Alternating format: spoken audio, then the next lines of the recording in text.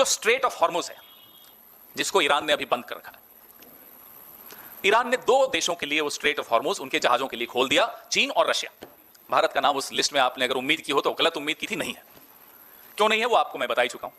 प्रधानमंत्री की आपराधिक चुप्पी, प्रधानमंत्री का गैंग्स ऑफ एप्स्टीन द्वारा जो कंट्रोल है प्रधानमंत्री के ऊपर, प्रधानमंत्री के मुंह से एक निंदा नहीं निकले, प्रधानमंत्री के मुंह से एक शोक का शब्द नहीं निकले, ये कारण है कि स्ट्रेट ऑफ हॉर्मुज जो चीन और रूस के जहाजों के लिए खोल दिया, ईरान ने भारत के जहाजों के लिए बंद है। और आज जब मैं आपसे बात कर रहा हूं, 10,000 करोड़ का भारत का सामान, 38 जहाज और 1100 सेलर्स अटके हुए हैं।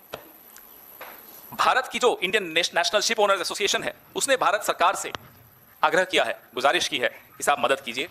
भारत सरकार मदद करने की स्थिति में नहीं है, क्योंकि ईरान के साथ भारत सरकार ने अपने तमाम, as they say in English, bridges have been burned, सारे पुल तोड़ दिए हैं ईरान के साथ। अब आप किस मुंह से उनको कहें कि साहब हमारे ये 1100 सेलर्स, हमारा 10,000 करोड़ का सामान, हमारी 38 जहाज आने दीजिए? नहीं कह सकते आप। Look at the planning, look at the lack of planning, look at the lack of strategy. क्या नरेंद्र मोदी को इजराइल जाने से पहले नहीं मालूम था ये होने वाला है? क्या नरेंद्र मोदी को ट्रेड डील साइन करने से पहले, रूस से तेल मना कर लेने से पहले, ईरान से तेल लेने के लिए मना करने से पहले नहीं मालूम था ये सब होने वाला है? क्या खाक इंटेलिजेंस मिलती है उनको? अब अगर आप इंटेलिजेंस 2014 से लेकर अब तक पूरे विदेश मंत्रालय के अमले को दरकिनार करके हरदीप पुरी, एप्स्टीन और अनिल अंबानी के ऊपर निर्भर करोगे तो यही होगा जो हो रहा है। पेट्रोलियम मिनिस्टर पता नहीं कहां है, पुरानी मेल्स पढ़ रहे होंगे अपनी एप्स्टीन के साथ। पेट्रोलियम मिनिस्टर एप्स्टीन में बंधे हुए, फंसे हुए, उलझे हुए, कब तलवार गिर जाए मालूम नहीं।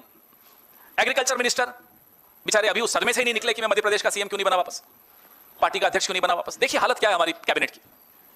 फॉरेन मिनिस्टर, अब लोग हंसते हैं उन पर, देश में भी और विदेश में भी, कि साहब आप जब एम्बेसडर थे अमेरिका के, तब एप्स्टीन और हरदीप पुरी तय करते थे कि भारत की विदेश नीति क्या होनी चाहिए। आप हो कौन, ये पूछा जाता है उनसे, तो उनकी भी आपने हालत देख ली, क्या कर दी। ये एक बहुत बार इस्तेमाल किया गया शेर है कि लम्हों ने खता की, सदियों ने सजा पाई, और वो खता एक आदमी ने की, नरेंद्र मोदी ने।